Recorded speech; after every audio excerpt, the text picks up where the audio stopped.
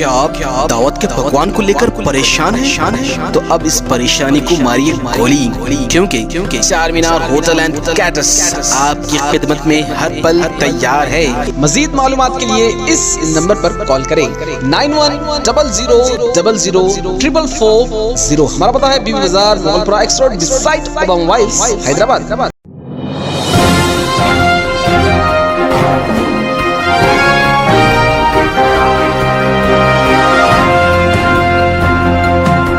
अस्सलाम वालेकुम नाजरीन, मैं हूं मोहम्मद अब्दुल हकीम। आइए देखते हैं आज का ये खबरनामा। पुराना पुल के इलाके मसानगट्टी में कोरोना से फौत होने वाले शख्स की नाश को जलाया जा रहा है। हालांकि आप समझ रहे होंगे कि कोरोना ख़त्म हो गया, लेकिन एहतियात बहुत ज़रूरी है।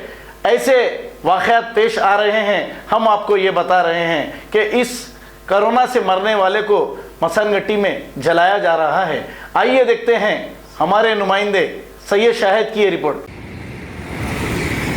अस्सलाम वालेकुम, मैं सैयद शाहिद रिपोर्टर। यहाँ पे आज कोरोना पेशेंट को जलाया जा रहा है पुराने पुल पे मसानगट्टी के नीचे। आज भी कोरोना के पेशेंट है। लोग अपने आप को सेफ रखें, मास्क लगाए, सैनिटाइज़र यूज़ करें।